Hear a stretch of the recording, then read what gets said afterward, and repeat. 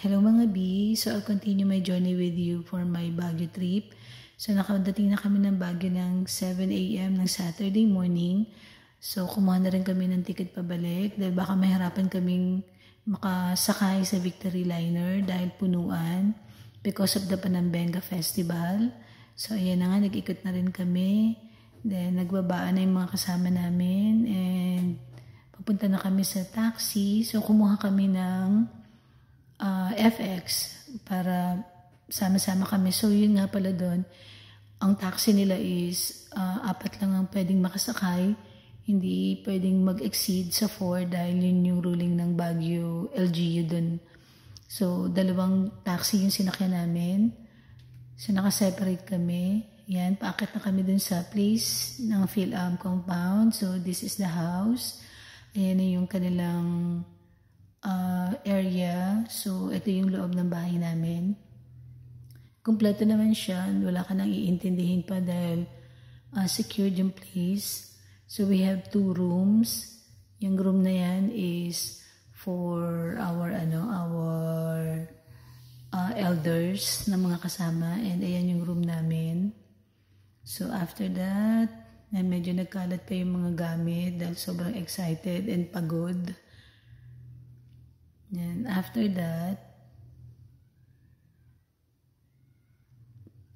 nagluto na rin kami ng aming pananghalian. So, gawa kami ng chop suey, meron kaming strawberry, manggang hilaw, bangus, and strawberry cake. So, meron din pala kaming special salad na gawa ni Eva. And ayan, habang nagsumba kami nung hapon, mga nagutom na yung mga elders namin kasama. So yan si Tess, siya yung nag-office sa PhilAm. Ito naman si Eva, yung nakakulay blue. And ako yan, yours truly, ang walang kamatayan na taga-vlog sa inyo. So ayan yung compound ng PhilAm. Sobrang lawak lang niya and dahil nga sa sobrang lawak niya and maganda yung place, hindi na kami naka-decide na mamasyal.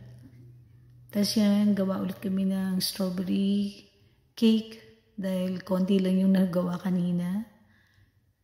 400 nga pala yung kilo nila doon. And ayan, nag-practice yung mga seniors and mga elders para pang-entry namin sa Zumba. So that's it. Till our next journey and vlog. Bye. Love you all guys.